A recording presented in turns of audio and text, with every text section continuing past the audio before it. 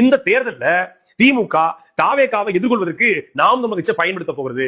நாம் தமிழர் கட்சியை வச்சு விஜயை அட்டாக் பண்ணி விஜய்க்கு வரக்கூடிய வாக்களை தடுத்து அதை திமுக வர வச்சு திமுக மீண்டும் அதிகாரத்துக்கு வர சீமான பயன்படுத்த போகுது. அதுக்காக ரகசிய சந்திப்பு தான் இந்த சந்திப்பு. ரொம்ப நேரம் நிக்கிறாங்க. இது என்ன பிரமாதம்? இது விட பெசலைட் ஒண்ணு இருக்கு. கூவுடா. விஜயை திட்டி வீடியோ போட்டா ஒரு வீடியோவுக்கு 2 லட்சம். நல்லா இருக்க மாட்டா தம்பி, நல்லாவே இருக்க மாட்டேன்.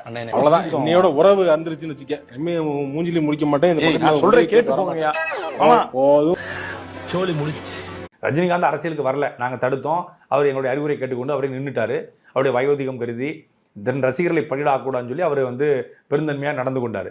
அவர் நீங்க சொல்லிதான் அவர் ஆமா நிச்சயம் 100 விழுக்காடு நாம் தமிழர் கட்சி சொல்லித்தான் அவர் அரசியலுக்கு வரலங்கிறது அது அவருக்கும் தெரியும், எங்களுக்கும் தெரியும், தமிழ்நாட்டுக்கு தெரியுமா, மக்களுக்கும் தெரியும். எல்லாரும் சொல்றது ரஜினிகாந்தோடைய அரசியலுக்கு ஏன் வரலன்னா அது நாம் தமிழர் கட்சியுடைய தாக்கத்தினால மட்டும்தான் அவர் வரல. ஏன்னா இதை எதிர்கொள்ள முடியாது, அவரை வெளிப்படையாக சொல்ல முடியாம சொன்னாரு, இதை இந்த பெரிய பூதங்களை நான் என்னால் எதிர்கொள்ள முடியாது, என் ரசிகர்களை நான் பலிகடாக்க விரும்பல, வெறும் ரசிகர்களை வைத்துக் கொண்டு மட்டும் அதிமுகவை எதிர்க்க முடியாது, அதுக்கு ஒரு மிகப்பெரிய கொள்கை சித்தாந்தம். அதிகபட்சம் சொன்னது உடல் நலத்தை மையப்படுத்தி தான் ஒரு காரணம். இப்ப இன்னைக்கும் அவர் 2020 ஆச்சு, அதுக்கப்புறம் கிட்ட 4 படம் நடிச்சிட்டாரு. அவர் ஆக்டிவா இல்லையா? ஜிகிடு ஜிகிடுன்னு போட்டு ஆடிக்கிட்டு இருக்காரு. அவருக்கு உடல்நலம் கூட குறைவா? அது இங்க